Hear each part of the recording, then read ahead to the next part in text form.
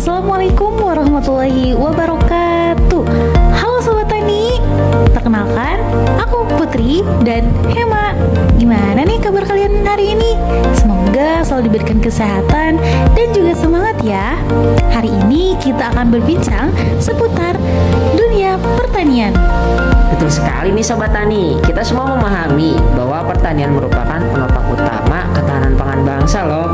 Namun saat ini tantangannya semakin kompleks.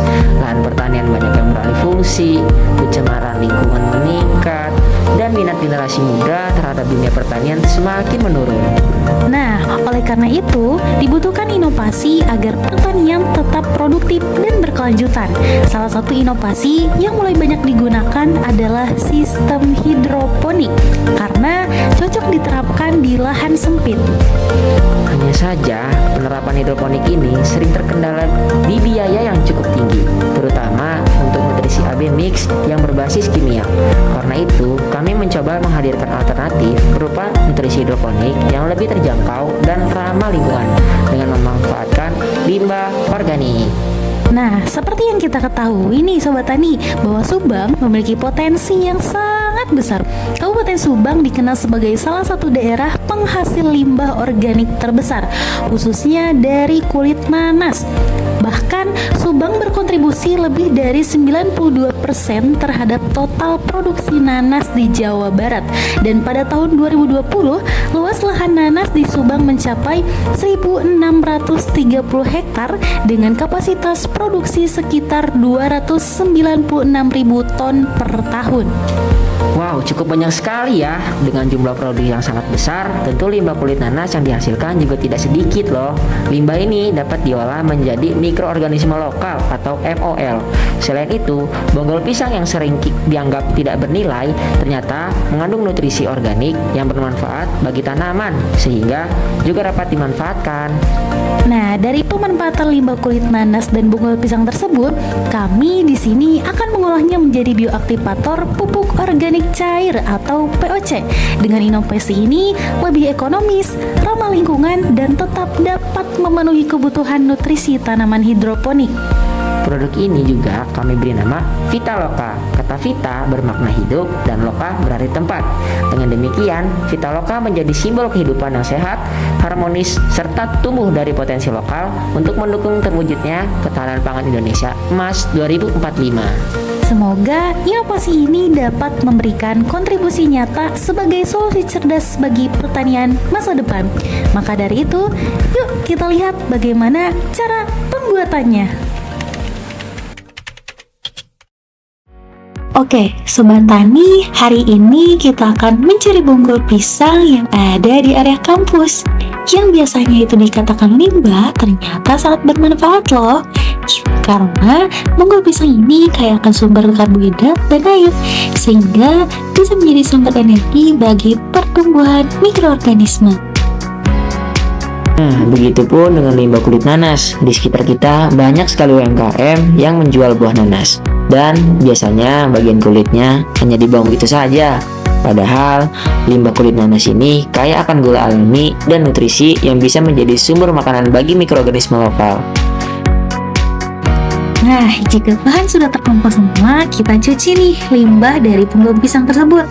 Nah, begitupun dengan limbah kulit nanas, kita masukkan ke dalam wadah sebagai bahan campuran pembuatan mikroorganisme lokal. Selanjutnya, bonggol pisang yang telah kita dapatkan dipotong kecil-kecil supaya untuk memudahkan kita dalam proses penghalusan di blender. Dan tidak lupa untuk kulit nanas juga sama ya, kita potong kecil-kecil agar mempermudah proses penghalusan menggunakan blender. Limbah kulit nanas yang sudah dipotong kecil-kecil masukkan ke blender. Dan jangan lupa masukkan air secukupnya untuk mempermudah proses dalam penghalusannya.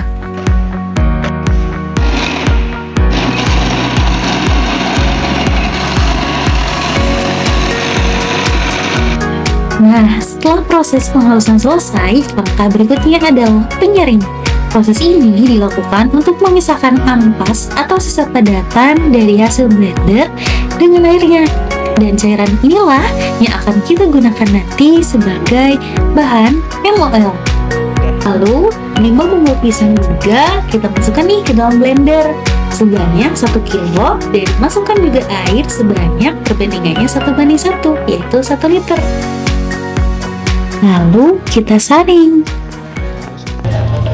Nah, setelah itu kita larutkan larutan gula merah sebanyak 250 gram dalam air panas. Dan kita tunggu sampai encer. Jangan lupa untuk diaduk ya. Nah, Sobat Tani, saatnya kita melakukan semua pencampuran bahan nih. Kita di sini menggunakan limbah nasi basi sebagai sumber karbohidrat untuk mempercepat pertumbuhan mikroorganisme. Setelah itu, kita tambahkan halusan kulit nanas tadi yang kaya akan gula alami yang bisa menjadi energi bagi mikroorganisme. Lalu, yang ketiga, kita tambahkan hasil dari bonggol pisang yang sudah dihaluskan. Ini menjadi media yang baik sekali karena mengandung banyak air dan nutrisi. Lalu tambahkan air cucian beras sebanyak 1 liter. Nah, ini berfungsi sebagai sumber vitamin B dan mineral yang disukai oleh mikroorganisme lokal. Lalu tambahkan gula merah yang sudah kita siapkan tadi. Dan kita masukkan dan campurkan.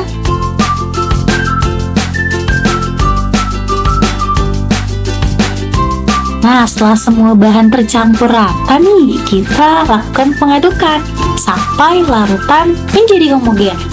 Dan jangan lupa, setelah itu kita tutup dan simpan di suhu ruang. Assalamualaikum warahmatullahi wabarakatuh.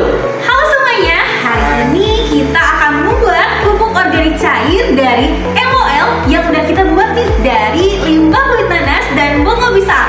Yuk kita lihat apa aja sih alat bahan yang udah kita tentukan. Nah, di sini kita sudah memiliki MOL dari limbah kulit nanas dan bonggol pisang sebanyak 2 liter, dan jangan lupa ada batang pengaduk, dan di sini ada cangkang telur sebanyak 150 gram, ada juga ampas tahu sebanyak 1 kg, dan ada kulit pisang kepok sebanyak 1 kg, dan jangan lupa ada air sebanyak 3 liter. Dan ini ada gelas takar ya yang penting. Dan ini adalah komposter mini dalam pembuatan pupuk organik cair. Yuk teman-teman, mari kita lihat dan simak video berikut. Bye-bye.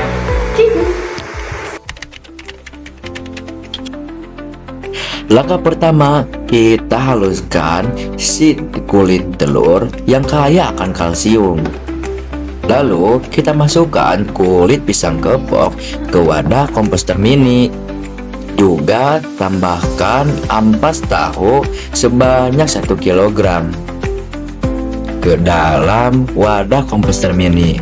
Lalu tambahkan kulit telur tersebut. Dan jangan lupa tambahkan cairan MOL yang sudah kita buat Sebanyak 500 ml. Lalu tambahkan air biasa sebanyak 1 liter. Lalu diaduk bahan-bahan tersebut sampai tercampur rata. Nah, jika sudah selesai, kita tutup nih, Sobat Tani. Lalu kita simpan berada di suhu ruang.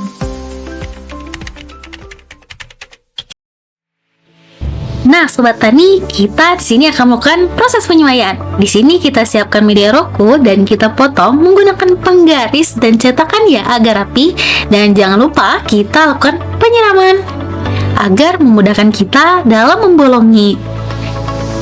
Nah, jika sudah, kita bolongi nih menggunakan alat yang runcing pada media roko ini. Nah, setelah itu kita siapkan benih bibit pakcoy dan kita masukkan setiap satu benih itu ke dalam satu buah rokul.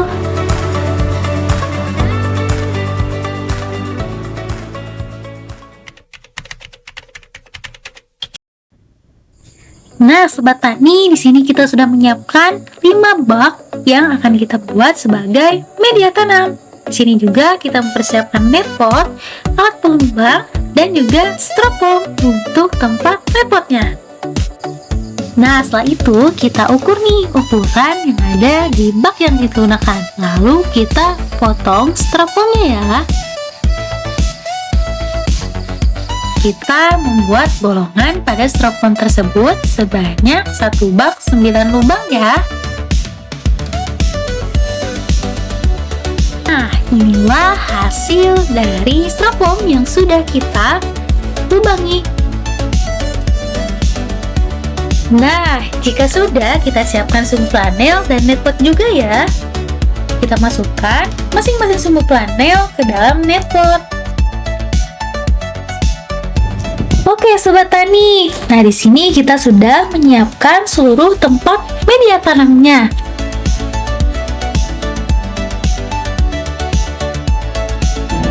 Kemudian, paku tersebut entah digaris-garisi tadi, kita pisahkan satu persatu untuk dimasukkan ke dalam net pot.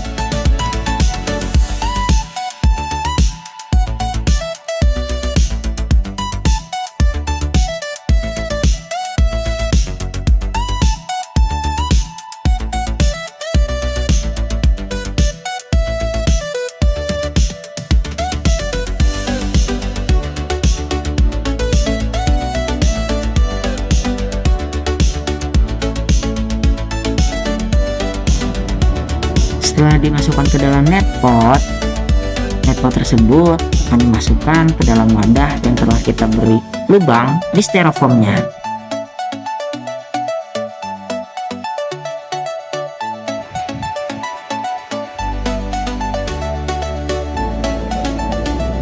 Kemudian kita akan melakukan pemanenan terhadap POC yang kita telah buat.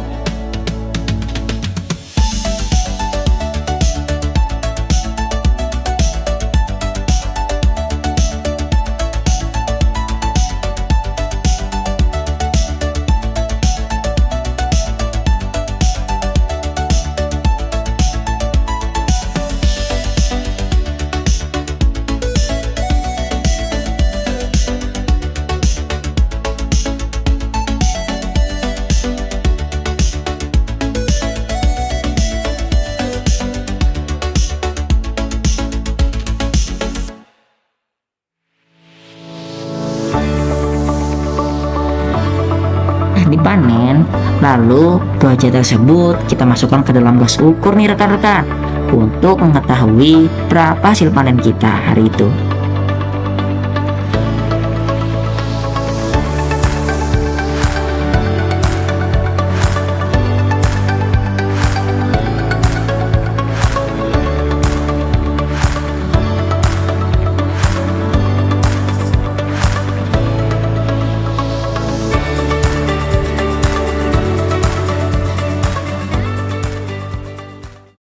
Demikianlah penjelasan tentang proses pembuatan mikroorganisme lokal dan pupuk organik cair, mulai dari tahap pencarian bahan hingga proses pembuatannya. Dengan pemahaman yang baik dan praktik yang tepat, Sobat Tani dapat memanfaatkannya sebagai sumber daya alam sekitar untuk menghasilkan pupuk organik yang aman, ramah lingkungan, dan bermanfaat bagi kesuburan tanah serta hasil pertanian. Semoga informasi ini bermanfaat dan dapat menginspirasi Sobat Tani untuk terus berinovasi dalam mengelola pertanian yang berkelanjutan. Selamat mencoba dan sukses selalu.